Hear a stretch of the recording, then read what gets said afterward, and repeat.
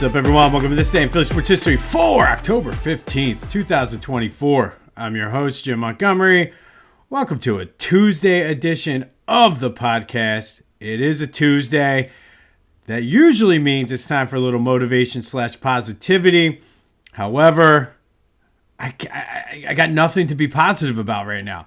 Literally nothing to be positive. It's been a ridiculous week in Philly sports. It's been a ridiculous year. So instead of giving you some BS positivity that I'm not feeling and I don't believe in, I'm going to give you a coping mechanism. We're going to go back, and it's a little tongue-in-cheek, I will admit. However, we need something.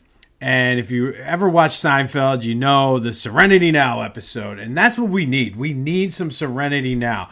This week in particular, if we don't have Serenity Now, like, my blood pressure has been through the roof. It hasn't gone down since the Phillies. Haven't even had time to process the Phillies because of all the other BS that's happened in Philly sports. So whatever you need, whatever mantra you need, use it. Serenity Now. I mean, just first of all, just this week. You had those 2 losses of the Phillies up in New York, which were absolutely disgraceful. You had whatever it was on Sunday down at the link. And then I woke up today to go to the gym, and I found out Paul George hyperextended his knee. What in the flying hell is happening right now in Philly sports? And then if you look at the year of 2024, you have the Eagles debacle, the last couple games, and then the playoff loss. You have Joe tearing his MCL when the Sixers were a dominant team, one of the best in the league. Flyers choking. The Sixers getting bounced by the Knicks, who the Sixers were not a better team than the Knicks. I don't care what anybody says. Then the Phillies getting our hopes up and then completely pulling them off. The Eagles start to this season, whatever the hell this is, Nick Sirianni, whatever, and now Paul George. So Serenity Now. That's what we need. We need Serenity Now. Obviously, we know how that episode played out. It said you're only suppressing your emotions and it's bad, this, that, and the other. But whatever, man. Like, New Philly, out the window. Sorry, out the window. No more New Philly. Because the more things change, the more they stay the same. But Serenity Now, whatever mantra you need to keep your blood pressure down. I'm fired out of a cannon today because it's absolutely insane. And I didn't want to put something fake out there that I'm not believing myself, because we need serenity. You need to take deep breaths, count to 10 backwards, go for whatever you need. Don't let these Philly sports teams kill you, because that's ultimately what they're doing. Like, it's at this point, if it was any other city, we would be laughing. But that was just 2024. We can go back to 2023, the Super Bowl loss, the NLCS loss, the pick and choose your own adventure with the Joel Embiid injury, the James Harden situation, the Ben Simmons situation. Go back to 2022, losing the World Series, losing the Super Bowl. It goes on. It's ridiculous. We need Serenity Now. Do not let these teams do this to us. It's not worth it, man. Yes, I mean, this has not been a fun calendar year for Philly sports. No, the highs do not outweigh the lows. We need Serenity Now. And that is our Tuesday motivation / positivity. Hopefully that gets you through your week.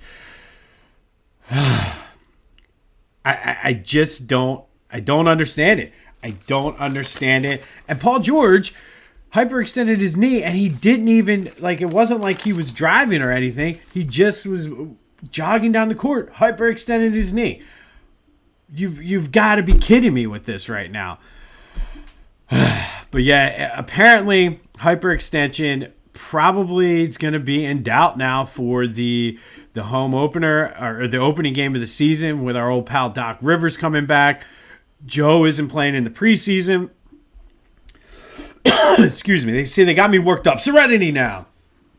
But even if he does play, he's going to be out of shape. We've seen it so many times with him. I feel I hate to even think this, but what else am I going to think now? I think he probably tweaked his knee somehow, whether it was in the Olympics or in camp, and that's why they're it's just, what more can we take? Sixers did win, good solid team effort, but Paul George, you've got to be kidding me, especially since we're starting the Sixers preview tomorrow. Or no, not tomorrow, Thursday. Whatever, it doesn't matter. But Serenity Now, Serenity Now, Serenity Now. A couple quick housekeeping notes. First, I want to give a shout out to the people that go to the gym at 4 a.m. We're a different breed. It's amazing how packed the gym is at 4 a.m. But be sure to follow me on social media, Jimbo_Mott at Twitter and TikTok, at Philly Jimbo on Instagram. Follow the YouTube channel, Jimbo_Mott. Subscribe, like, all that other good stuff, and then spread the word. Obviously, if you're listening, you enjoy it. Somebody else might enjoy it too, so spread the word. If you need any information on the Philadelphia Sports Hall of Fame, the link is in the bio, gearing up for the induction ceremony on November 7th. Lots of good things in the pipeline, working on a couple different projects. Hopefully, I'll be able to announce them soon. But everything you need is in the description. Be sure to follow my boys at the Clashing Conferences.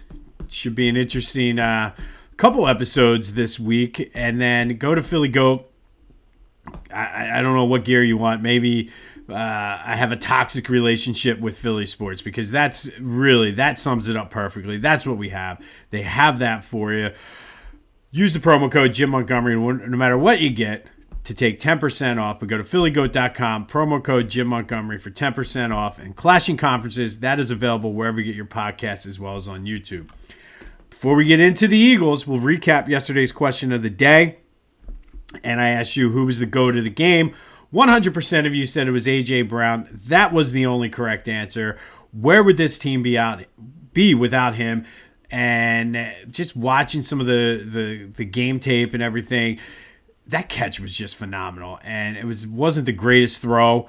I know some people were like, oh, well, A.J. turned the wrong. No, we'll get into that here in a minute. But thank you, as always, for participating in the question of the day. There will be another one later in the show. All right, before I get into Sirianni, I don't know how much stock I put in this, but in the effort to be fair, I always try to give you the full story, give you accurate information. I did see a Twitter post. I forget who posted it, but the guy that apparently Nick Sirianni was yelling at posted on Reddit that it was him, and he was basically jawing back and forth with Sirianni, giving him the business about running the ball with Saquon, or the lack thereof, and was like, look, this is what happens when you run your $13 million or how much money he's making. That's what happens when you run. So apparently that's what Sirianni was drawing back at it. So again, it was on Reddit. I don't know. Take it with a grain of salt, I guess. Sirianni did come out and apologize, but so what? This dude's a clown. I've tried. I cannot take it anymore. I'm out on Nick Sirianni. I don't care what the context was. You don't jaw at the fans as the head coach of a team. And truthfully, people liked it. And probably, you go back to the tape, I probably said it was awesome too. But you don't do it when it's your own fans. You don't do it when it's opposing fans. And they've done nothing since he was jawing at the fans in Kansas City last year. This dude is a clown. He's an absolute clown. And, I mean, he said it doesn't help when they boo. Get over it. You don't want to be booed? Don't suck. I mean, we've said that a million times, many different ways. Don't suck. Don't do the things that are getting you booed. Don't do them, and you won't get booed. And honestly, that's who we are. I would boo my own mom. I probably did boo my own mom at the dinner table because I didn't like dinner. I mean, it's just who we are. It's what happens. We boo. Suck it up, Nick. You're getting paid millions of dollars to get booed, and you wouldn't get booed if you didn't suck. Simple as that. A lot of people were upset that his kids were at the press conference. I don't care. Most of the people that were upset were people in the media because they felt they couldn't ask him hard questions. Guess what? Do your job. Ask the hard questions. That's his fault for bringing his kids out there. The kids need to learn too. Ask him the tough questions. And I mean, again, I don't care. Like, whatever. Guys bring their kids. Like, maybe it was a defense mechanism for Sirianni so he didn't get asked tough questions. But guess what? As much as you're bitching about it, it worked. Ask him the tough questions. I don't care if he brings his wife, his mom, his grandma, whoever. You have a job to do. Ask. And look, I'm so loud. I got Siri going off. But do your job. Ask the tough questions. It doesn't matter who he brings out. Bring his great. It does not matter. Ask the tough questions. And if you're not going to ask the tough questions, don't bitch about it. Because truthfully, I don't care that he had his kids there.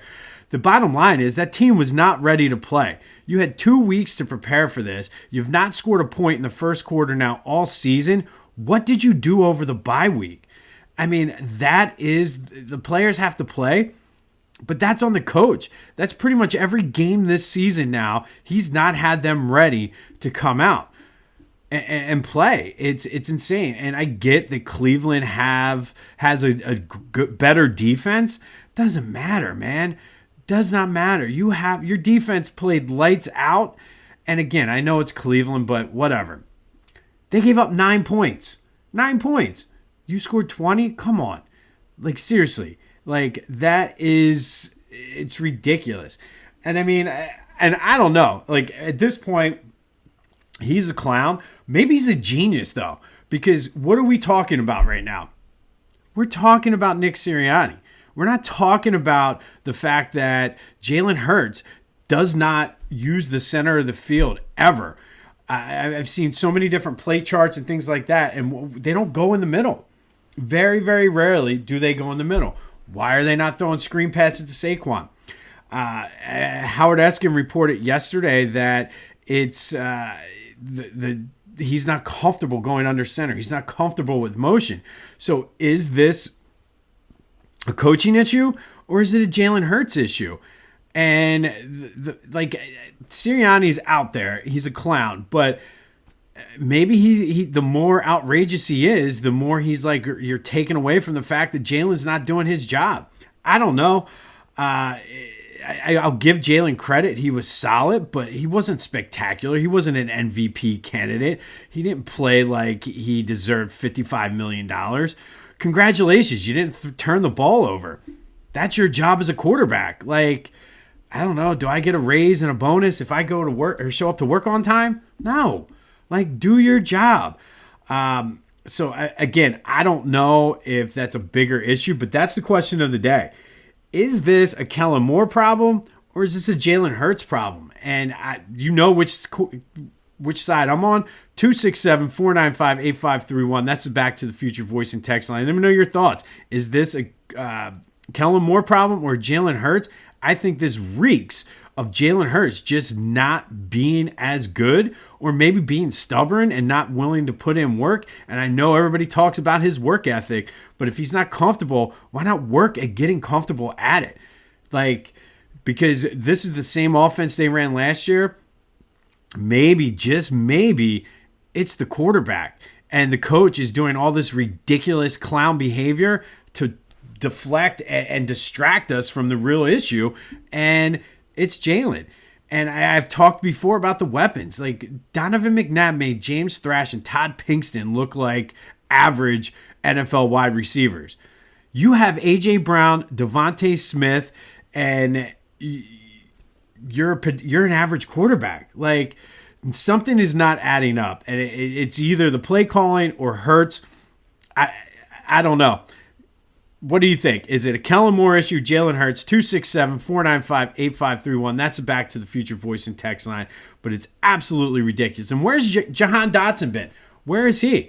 And again, is that an issue with Kellen Moore? Or is that Jalen Hurts just not even looking his way because he's not A.J. Brown or Devontae Smith? When there was no A.J. and Devontae, he didn't look at him. Is that Kellen Moore not calling the plays? Or is that Jalen Hurts just not being able to read defenses and find him?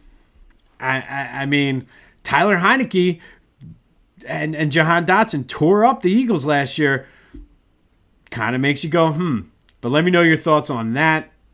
The injury news. No word yet on Goddard. It looks like Slay might be day-to-day with his injury. Jordan Mailata is going to miss a few weeks, which that's going to be a huge, huge loss for the Eagles. I should give credit where credit is due. Cooper DeJean looks like he's going to be an NFL player. I like the combination of him and Quinyon Mitchell. But, man, that feels better. Serenity now. I feel a little bit better. But, again, I mean, is it Kellen Moore or Jalen Hurts? I think it's Hurts. And truthfully, is Nick Sirianni that much of a doofus? Or is he a genius and completely distracting from the fact that Jalen Hurts just is not good? I mean, I think both could be true. Let me know your thoughts on both of them. But the official question of the day, is it Kellen Moore or is it Jalen Hurts? Let me know either on the social media or on the Back to the Future voice and text line. Big day for the Phillies today. Speaking of heart attacks, press conference, Dave Dombrowski and maybe Rob Thompson. Maybe Dave Dombrowski comes out and says Rob Thompson's fired. I don't know. I'm not expecting much, but I cannot deal with the whole BS. Give it to me straight. Admit that you didn't do enough as general manager. Admit that the players did not show up when they needed to. Don't give me this, well, we had that. No. Give me real answers. And I don't know. Nobody seems to have an idea whether Thompson's going to be back or not. Who knows? Maybe that's what the big announcement is this morning. I will have that tuned in. I have a training today, so I'll be tuned in kind of half and half with that. And if anybody from work is watching, I will be fully invested in the training and not listening to Dave Dombrowski's press conference. Wink, wink. Flyers back in action tonight in Edmonton. Cannot wait for them to be on the East Coast so I can actually watch something and have a little bit of fun. But, man, I'm exhausted just from talking about all what happened this year. It's been a terrible, terrible 2024. Serenity now, serenity now, serenity now. All right. Today, we're going to go back to 2009, and this is another one of those great Phillies postseason games that did not make our list, but was still one of those great games in Phillies postseason history. That is Game 1 of the 2009 NLCS. Dodgers scored first in the bottom of the first. It's top of the first. Bottom of the first, Phillies put up 5. Sorry. I'm all fired up now. Dodgers scored first in the bottom of the second. In the top of the fifth, the Phillies put up 5 runs. Chooch hit a 3-run homer. Ryan Howard hit a 2-run double. I'm all over the place today. And then Raul Ibanez hit a 3-run homer in the eighth. Let's start this all over again. On this day in 2009, it's another great day in Phillies postseason history. Game 1 of the 2009 NLCS out in LA. Dodgers scored first in the bottom of the second. Phillies put up 5 in the top of the fifth. Chooch hit a 3-run homer. Ryan Howard hit a 2-run double. Raul Ibanez hit another 3-run homer in the top of the eighth. Phillies held on to win 8-6, take a 1-0 lead, and that kind of set the tone then for the rest of that series. That was the great Game 4 with Jimmy Rollins. Just a fun series. Phillies would go on to win that 4-1. We know they would lose the World Series to the Yankees, but on this day in 2009, Phillies beat the Dodgers 8-6 in Game 1 of the 2009 NLCS. Finally today, our Red October great game in Phillies postseason history. Game 6 of the 1980 World Series. Going to end here on a positive note. Steve Carlton was on the mound for the Phillies. Mike Schmidt got it started with a 2-run single in the third. Bake McBride had an RBI ground out in the fifth. Bob Boone had an RBI in the sixth. Carlton was just what they needed. 7 innings pitched, gave up 1 run, struck out 7. Tug McGraw with the 6-out save. The 9th inning with the backdrop of the Philly cops on horses and the German Shepherds to keep everybody on the field.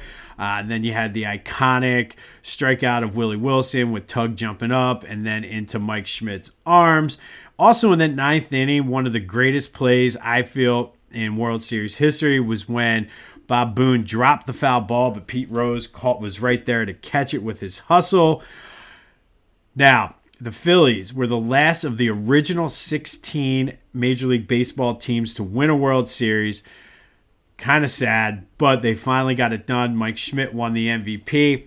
But Game 6 of the 1980 World Series is today's Red October great game in Phillies postseason history. Another great game was 2009 Game 1 of the NLCS. Phillies beat the Dodgers 8-6, kind of setting the tone for that game. A lot of great games in there, that NLCS, so that's why they made it. I apologize for stumbling over my words. This Philly sports, whatever you want to call it, bad. I don't even know if it's bad luck, just bad year. Whatever it is, got me all worked up, so I apologize for tripping over my words. Let me know your thoughts on, is it Jalen Hurts or Kellen Moore? I think it's Jalen Hurts. And then follow-up question to that, is Nick Sirianni acting like an idiot because he's trying to distract and protect Jalen Hurts? It's not out of the question. I know he's kind of a loose cannon and kind of aloof, but man, he's going off the deep end, and it's working because we're not talking about Jalen not playing well. I mean, he didn't turn the ball over. Congratulations. You protected the ball, which is your job as the quarterback. It is Tuesday. Hopefully the mantra, Serenity Now, will get you through your week and get us till next week. Maybe 2025 will be a better year, but I don't know. It's not starting off well with Paul George getting hurt. Just frustrating. Absolutely frustrating. Serenity Now, Serenity Now, Serenity Now. This has been This Day in Philly Sports History for October 15th, 2024. My name is Jim Montgomery. I will be better tomorrow. Hopefully I will not be as fired up. Go have yourselves a Tuesday, and until next time, Serenity Now, Serenity Now, Serenity Now.